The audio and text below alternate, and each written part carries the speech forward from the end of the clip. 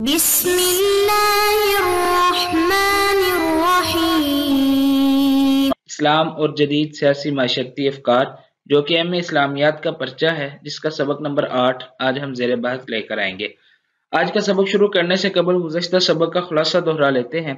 گزشتہ سبق میں ہم نے اسلامی شریعت کی بالادستی اور اس کی خصوصیات، اس موضوع کے تحت ہم نے چند ایک چیزیں پڑھنے کی اور سیکھنے کی کوشش کی۔ گزشتہ سبق میں ہم نے یہ سیکھا کہ شریعت کے لغوی اور اصطلاحی مفہوم سے کیا مراد ہے، اور لغت عرب کے جو امام ہیں وہ اس کو کس معنی میں لیتے ہیں۔ اس کے بعد ہم نے شریعت کی اقسام، اس کے تحت ہم نے شریعت موسوی، شریعت عیسوی اور شریعت محمدی صلی اللہ علیہ وسلم کے بارے میں کچھ جاننے کی کوشش کی، اور سب سے آخر پہ ہم نے شریعت محمدی صلی اللہ علیہ وسلم یعنی شریعت اسلام جو ہے، اسلام کی بالادستی اور اس کی خصوصیات کیا ہے، یہ چیز پڑھنے کی کوشش کی۔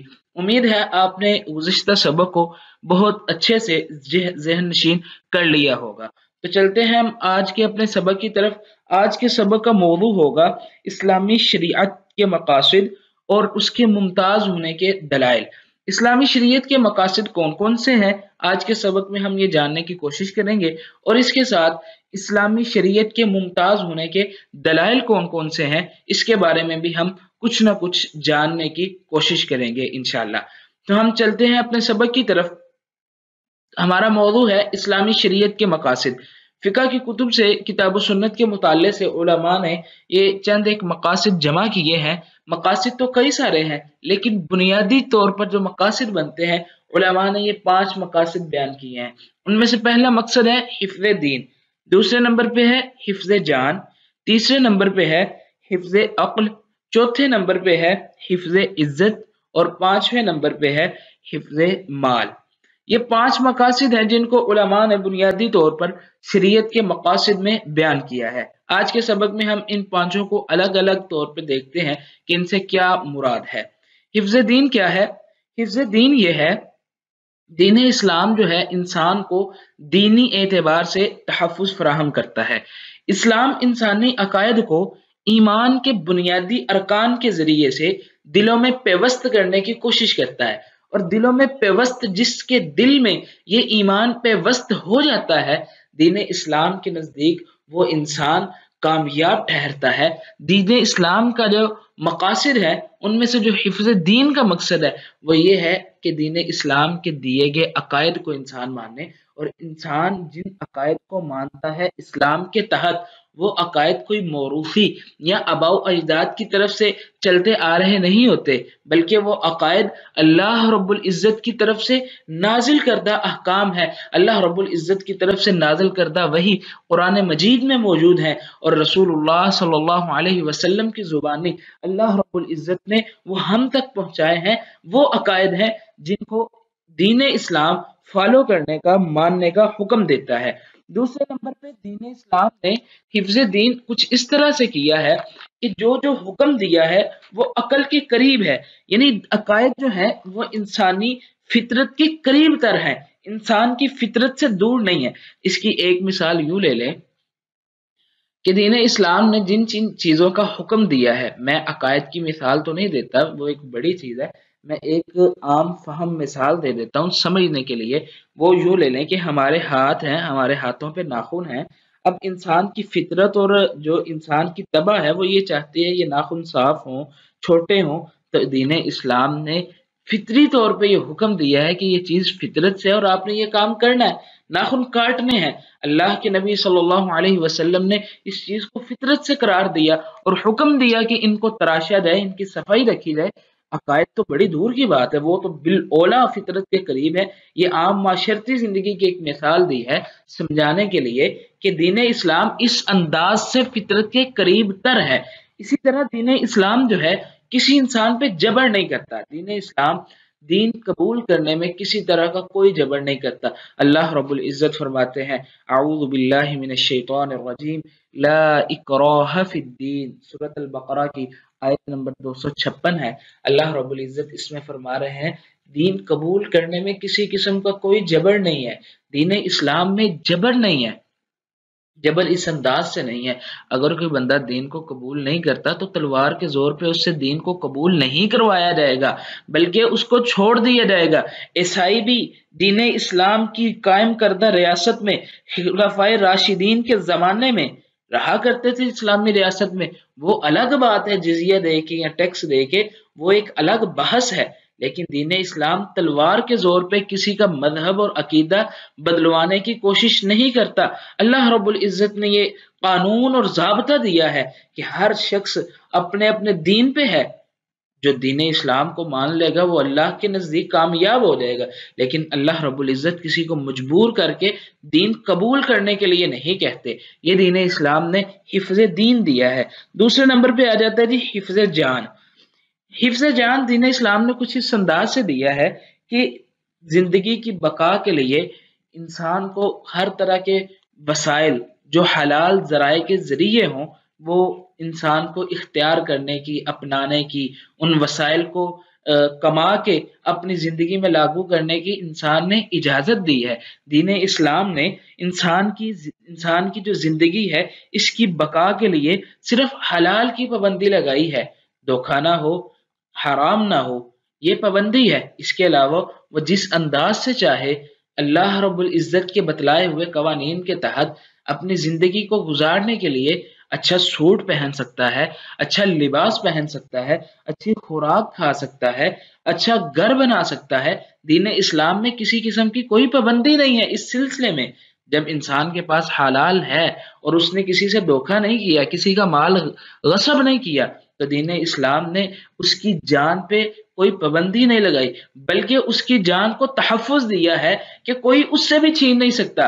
حتیٰ کہ دین اسلام نے اس قدر حفظ جان کی ہے کہ بعض صورتوں میں جب انسان کے پاس کچھ بھی موجود نہ ہو تو یہ ریاست کی ذمہ داری بن جاتی ہے کہ وہ انسان کو خوراک بھی مہیا کرے، کپڑے بھی مہیا کرے، رہنے کے لیے گھر بھی مہیا کرے۔ حفظ جان کی یہاں تک انسان کو اور دین اسلام نے اس کی اہمیت بتلائی ہے۔ دوسرے نمبر پہ حفظ جان دین اسلام نے کچھ اس انداز سے کیا ہے کہ جان کی حفاظت کے لیے اللہ رب العزت نے عدل و انصاف اور قصاص کے احکامات کو لاگو فرما دیا۔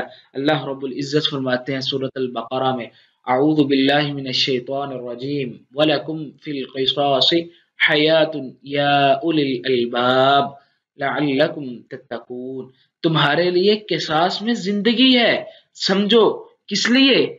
جب ایک شخص سے بدلہ لیا جائے گا تو پورے کا پورا معاشرہ محفوظ ہوگا، کئی ایک جانیں محفوظ ہو جائیں گی۔ اس انداز سے دین اسلام نے حفظ جان فرمایا ہے۔ اور تیسرے نمبر پہ حفظ جان کی ایک صورت دین اسلام نے یہ بھی بتلائی ہے کہ ناحق کسی کو قتل نہیں کرنا۔ جو بندہ ناحق کسی کو قتل کرتا ہے تو وہ گویا ایسے ہی ہے جیسے اس نے پوری انسانیت کا قتل کر دیا۔ اللہ رب العزت فرماتے ہیں، اعوذ باللہ من الشیطان الرجیم، من قتل نفسا بغیر نفس او فساد فی الارض فکأنما قتل الناس جميعا، جس بندے نے بغیر کسی جان کے بدلے کسی جان کو قتل کر دیا یا زمین میں فساد برپا کرتے ہوئے اس نے قتل کیا تو گویا ایسے ہی ہے جیسے اس نے پوری کی پوری انسانیت کا قتل کر دیا۔ یعنی اس قدر اللہ رب العزت نے اس کی تشدید بیان فرمائی ہے اور جان کی تحفظ فرمایا ہے کہ کسی انسان کو بغیر کسی سبب کے کچھ بھی نہیں کہا جا سکتا۔ تیسرے نمبر پہ ہم چلتے ہیں جی، دین اسلام نے عقل کا تحفظ کیا ہے۔ دین اسلام نے عقل کو بڑی اہمیت دی ہے، عقل کی بدولت ہی انسان کو مکلف ٹھہرایا ہے۔ اگر انسان میں عقل نہیں ہے، دیوانہ ہے، مجنون ہے، پاگل ہے، تو دین اسلام کے احکامات اس پہ لاگو نہیں ہوں گے۔ دین اسلام نے ہی عقل کے ذریعے انسان کو مکلف ٹھہرا کے عقل کے ذریعے پھر انسان کو کائنات کی چیزوں میں غور و فکر اور تدبر کا حکم دیا ہے۔ اللہ رب العزت فرماتے ہیں، اعوذ باللہ من الشیطان الرجیم وَيَتَفَكَّرُونَ فِي خَلْقِ السَّمَاوَاتِ وَالْأَرْضِ، جو ایمان لاتے ہیں وہ اللہ کی نشانیوں میں پھر غور و فکر کرتے ہیں، زمین و آسمان کی پیدائش میں ادھر غور و فکر کرتے ہیں، پھر وہ کہتے ہیں اللہ یہ ساری کی ساری آپ کی نشانی ہے۔ ربنا ما خلقت هذا باطلا سبحانک فقنا عذاب النار۔ دین اسلام نے عقل کو تحفظ دیا ہے اور عقل سے کام لے کر دنیا میں موجود چیزوں کو مسخر کرنے کے لیے انسان کو ترغیب دلائی گئی ہے۔ دنیا میں غور و فکر کرو، نشانیاں کرو، نشانیاں حاصل کرو، اللہ نے جو تمہارے لیے سہولیات رکھی ہیں ان سے فائدہ اٹھاؤ۔ کس طرح اٹھانا ہے؟ وہ عقل کے ذریعے۔ تم نے جاننا ہے کہ ہم نے ان چیزوں سے کس طرح فائدہ اٹھانا ہے۔ دوسرے نمبر پہ عقل کا تحفظ دین اسلام نے کچھ اس انداز سے فرمایا ہے کہ عقل کو متاثر کرنے والی چیزوں پر پابندی لگا دی، یعنی وہ چیزیں جو انسان کی عقل کو موف کر دیتی ہیں، انسان کی عقل میں بگاڑ اور فساد پیدا کرتی ہیں، ان چیزوں پر انسان نے پابندی لگا دی ہے۔ اس میں ہر نشاور چیز آ جاتی ہے، جتنی بھی نشاور چیزیں ہیں جو انسان کے دماغ کو موف کر دیتی ہیں، عقل پر پردہ ڈال دیتی ہیں، شریعت اسلامیہ نے ان کو حرام قرار دیا ہے۔ اللہ کے نبی صلی اللہ علیہ وسلم فرماتے ہیں ما اسکر کثیرہ فقلیلہ حرام، جس کی زیادہ مقدار نشہ دلاتی ہے اس کی کم مقدار بھی حرام ہے۔ اور اللہ رب العزت نے فرمایا اعوذ باللہ من الشیطان الرجیم یا ایہا الذین آمنوا انما الخمر والمیسر والانصاب والازلام رجس من عمل الشیطان فاجتنبوہ۔ اس سے باز آ جاؤ، ان کو چھوڑ دو۔ عقل کو متاثر کرنے والی جتنی چیزیں ہیں یہ اللہ رب العزت نے ان کو حرام قرار دیا ہے۔ چلتے ہیں جی، حفظ عزت انسان کو کس طرح فراہم کرتی ہے شریعت اسلامیہ؟ شریعت اسلامیہ نے حفظ عزت کچھ اس انداز سے کیا ہے کہ حیا کا سبق دیا ہے، ہر بندے کو حیا کا سبق پڑھایا ہے، مرد ہو یا عورت ہو جو بھی ہے اس کو حیا سمجھائی ہے، حیا سکھلائی ہے۔ مرد کو حیا اس انداز سے سکھلائی ہے اپنی نظروں کو، نگاہوں کو نیچا کر لو، نظروں میں حیا پیدا کر لو۔ عورت ہے تو عورت کو حیا کچھ اس انداز سے سکھلائی ہے اپنی نظروں کو نیچا کرنا ہی کرنا ہے، ساتھ پردہ کر لو، تم پردے میں رہو، با پردہ رہو تاکہ تمہاری عزت کا تحفظ ہو، تمہاری عزت پہ کسی قسم کی کوئی آنچ نہ آئے۔ اور اس کے ساتھ ساتھ دین اسلام نے عزت کا تحفظ کچھ اس انداز سے دیا ہے کہ اجازت لے کر گھروں میں داخل ہونا ہے، یعنی آداب استئذان سکھلائے ہیں، اجازت طلب کرنے کے آداب سکھلائے ہیں کہ اپنے گھر میں بھی جانا ہے تو اجازت لے کے دروازہ کھٹکھٹا کے جاؤ، یہ عزت کا تحفظ دیا ہے۔ اسی طرح عزت کو پامال کرنے والی جو چیزیں تھی ہم نے ان ساری کی ساری چیزوں پر پابندی لگا دی، جیسے زنا کی وجہ سے انسان کا نسب جو ہے وہ پاک نہیں رہتا، عزت پامال ہو جاتی ہے، دین اسلام نے زنا کو حرام قرار دے دیا۔ اسی طرح جو دوسری چیزیں ہیں ان کو بھی شریعت نے حرام قرار دے دیا، بغیر نکاح کے ایک دوسرے کے ساتھ تعلقات قائم کرنا، چھپی ہوئی دوستی لگانا، اسلام نے ان کو حرام قرار دے دیا ہے۔ کس وجہ سے؟ انسان کو عزت فراہم کی ہے، عزت کا تحفظ دیا ہے۔ اسی طرح آخر پہ ہم دیکھتے ہیں حفظ مال، دین اسلام نے مال کی بھی حفاظت فرمائی ہے، حلال کمائی کی ترغیب دی ہے، حرام سے روکا ہے، جو اچھے ذرائع ہیں ان کو اختیار کرنے کا حکم دیا ہے۔ پھر انسان نے جو کما لیا ہے دین اسلام اس کو چھیننے کے حق میں نہیں ہے، اشتراکیت کی طرح اکٹھا کر کے ان کا مال چھینتا نہیں ہے، بلکہ انسان کو دین اسلام اس کے مال میں تحفظ فراہم کرتا ہے۔ یہ حکومت کی ذمہ داری ہوتی ہے کہ وہ انسان کو مال کا بھی تحفظ فراہم کرے۔ اس سلسلے میں ایک روایت بھی ہے، اللہ کے نبی صلی اللہ علیہ وسلم فرماتے ہیں عن عبداللہ بن عمرو رضی اللہ عنہما قال سمعت النبی صلی اللہ علیہ وسلم یقول، کہتے ہیں میں نے اللہ کے نبی صلی اللہ علیہ وسلم سے سنا، وہ فرما رہے تھے من قتل دون مالہ فہو شہید، جو اپنے مال کو بچاتے ہوئے، اپنے مال کی حفاظت کرتے ہوئے قتل کر دیا گیا تو وہ شہید ہے۔ یہ دین اسلام نے مال کا تحفظ فراہم کیا ہے۔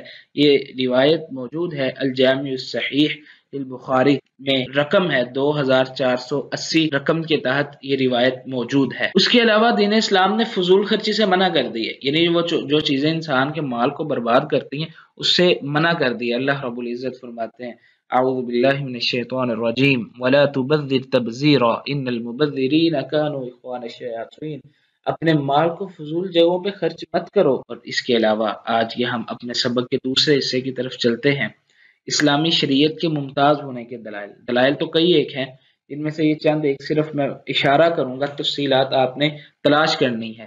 دین اسلام کی جو ممتاز ہونے کے دلائل ہیں ان میں سے پہلی دلیل کہ یہ معتدل اور متوازی دین ہے۔ پھر اس دین میں مساوات ہے، برابری کا سبق ہے۔ پھر اس دین میں نظریہ آزادی ہے، کسی کو باؤنڈ نہیں کیا گیا۔